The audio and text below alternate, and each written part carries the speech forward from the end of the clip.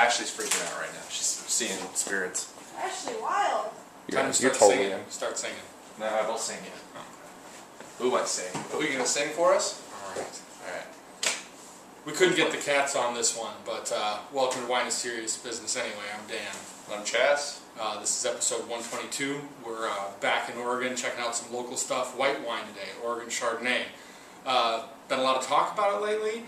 Written up, I think it was the New York Times did an article on Oregon Chardonnay recently. Yeah, I see that. You know, the talk we've heard around here for a long time, and they really hit it there too, that you know, right when Chardonnay got started in Oregon, they were using clones from California, more suited to hot climates. Then people figured out a little bit later, kind of the end of the 80s, early 90s, started planting Dijon clone Chardonnay, a little more suited for our cool climate, and that more exciting things are starting to happen. So, you know, we've had a few good experiences with Chardonnay, but don't have anywhere near the amount of experience we've had with Pinot Noir. Sure. So, these are two of our favorite producers, and we're looking forward to checking them out. Who's out for the first one? Starting out Talk with it up. the 2010 Domaine Drouhin Arthur.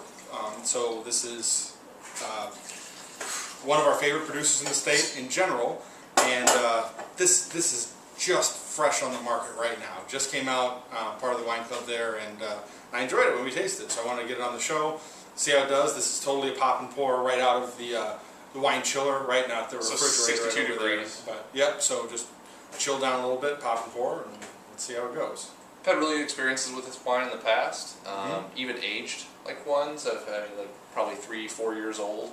They drink fantastic. So, not want to be afraid to let sit for any time. That does smell really good. Yeah, even as a pop and pour, it's really just jumping out.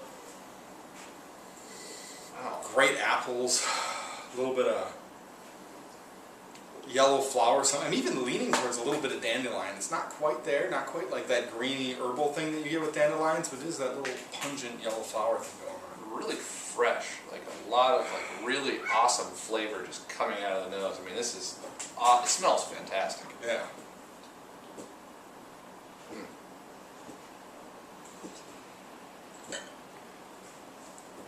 And it brings it. Man, just the acidity is dead on. There's plenty of it, but it's got a really good feel to it. It kind of gives this Really clarity nice. to all of the fruit that comes through. Real nice. There's not any sort of, this is a very linear wine. I mean, nothing's like overly done about it at all, right? The fruit flavor is like right up front, really delicious, a lot of acidity through the entire thing. And no peaks or valleys. I mean, just very, very linear with just fantastic mouthfeel. Wow, she's totally Cat's climbing into a paper bag over there. got a cat in a bag. That's a good time. And you're getting just a touch of oak on this wine here, which is a great Really contrast to the really acidity light. that runs across. Yeah. You done? You hear that? I'm curious to see how this comes across. If that paper bag's really loud, I guess Chad's going to take care of it. Cat in a bag. Who is this? Who is this in the bag here? Cat in a bag. Is this Ashley? Yeah, she's freaking out. Okay, now she's nervous. She's going to jump out and knock your glass on the ground. Probably. All right, well. Cats on the internet. We're now part of that. That's a good way to get famous, if I'm not mistaken. We're on the map. Good apples and pears. The fruit's there. It's not powerful. It's not like big, heavy fruit. It's all delicate, but really well balanced. Delicate. I really like it. Delicate's a great word for this, and almost, I mean, elegant in the way that it comes across and presents its acidity. And yeah, a fantastic wine. 90 points. I like it a lot. Yeah. It's really good. 90 minus for me, and I think I should probably have it as it's even open a little more of this complexity comes out. But really feeling it, easily the favorite vintage of Arthur I've had. Not that I've had a whole lot of them, but I really like this wine. It's the first one that I've been excited. Like, I need to get a couple more of these. Curious to see how it ages. I think it's got the potential. I would agree with you there, and I just like the freshness and ease of drinking on this one. It's Typically, so sometimes friendly. they come off a little strong with the acidity, or a little, you know, almost like chalky minerally, like less fruit, less oak. Or, this is balanced and very, very nice. So yeah. Yeah, cheers, good stuff. Moving on to wine number 2. This is the Cameron. We got Dundee Hills, just double checking here. Yeah, Dundee Hills 2010. Oh yeah, I can get a rinse there. The 2009 made the top 10 wines of the year for both Chaz and myself. It's good. We both tasted a couple times at the price point. Fantastic Chardonnay. Cat wine. Yeah, I should try it. I went back to buy more of the 2009 to put in the cellar, and they were out. So they had the 2010. I'm like, well, let's check it out. Let's put it on the show. I'm curious to see how it is this year. So all Dundee Hills fruit, which I love for Pinot Noir. Actually, these are both all Dundee Hills. I don't have any appellation knowledge for what Chardonnay tastes like from place to place at all. I don't either. Hopefully we'll develop that. Just know that when it's good, it's good. And Oregon does a lot of good Chardonnay. I mean, I would say it's my most exciting the most exciting white wine Oregon makes. Because I don't understand why Pinot Gris and Pinot Blanc have the sort of following that they do. I should say Pinot Blanc, Pinot Gris specifically. I don't understand the following. I think part of it is it's a high volume grape. You can get a lot of grapes. People get excited about it, and like it gets rode up, and it's just like, I don't know. Yeah. Drink Chardonnay, drink Riesling. Good point. Funky. So yeah, this is funky. And Cameron's kind of got a reputation for that in some of their wines, right? They got get like a little barrel funk off like an old barrel.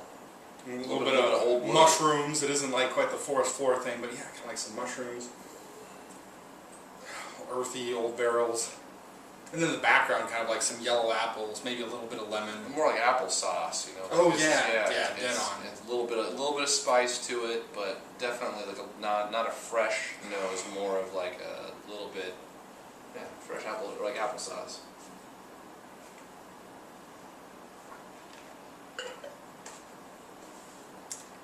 Like how the acidity sets down on the palate, comes in right away. Takes a while for the flavors to come even. It's just kind of like this light sensation right away, and then it gets blankets the tongue. Wow. Yeah, a little more full later. Getting the citrus. I'm getting the getting the apples. Cat's out of the bag. Apples, maybe nice. Getting the apples, maybe like a little bit of butter coming in from the yolk. Again, the yolk's not too big, and then some of that funk from the nose is actually kind of hitting on the very back end of it. Yeah, not as immediately fresh. A little bit like a richer flavors going on here. Man, the way that the oak makes more of a play for sure. It does. It does. I need to drink it again. Plenty of acidity, and it's got a different feel to it too. This is a lot more in line with the experience you get out of green apples. And I think I'm getting a little bit of that green apple peel and with the funk on the back end there. The more you drink it, after a couple tastes of this, there's a lot of full. There's a fuller. Wow, can't even talk. The intensity here of the fruit is stronger, and of the flavor than the Domaine Drouhin. That was a more balanced, very linear wine. This is a little fatter, a little richer. The oak is definitely playing a little more here. And that's a good thing too, paired with the acidity in the finish. But the acidity doesn't present itself until later, right? It's definitely like more fruity, a little more funky. Those funky flavors coming through, but with like more intensity than the structure is until you get to the finish. And it's good. Well put together. Yeah, it's well put together. It doesn't have the excitement the flavors had for me last year. I like it. I think this was just under $20, and this is I think mid-20s, like edging its way towards 30. So a little bit of a price difference. I'm going to go 87 plus on that score-wise, but I dig it. Easy drinking, and score-wise, the exact solid. same. I was going to go 87 points on that. Oh. I mean, definitely doesn't carry the excitement of the previous year, and but still a very good wine at the price point. I mean, I wouldn't if you're a Cameron buyer year on year, don't hesitate to get it, and especially if you like your Chardonnay or like a little bit of that funk in your wines, like this. That's definitely like a unique quality of this that this is really bringing out and presenting without it being too dominant. Like you're still getting a lot of the fruit and things mixed in there. So absolutely solid stuff. Easy question of the day. We were kind of just talking about it. This isn't going to apply to everybody, but I know some of you watching this have pretty good knowledge of Oregon wines. Can you name one descriptor that seems consistent to you from an AVA in Oregon for the Chardonnay? Oh, for Chardonnay? Yeah. Yep. So like Chardonnay for the Dundee Hills. What do you think? Eola Amity. Someone watching this definitely has an opinion on it, and we want to hear it. Yeah. So, that's a good question. All right, we'll see you guys for the next one. Cheers. Bye.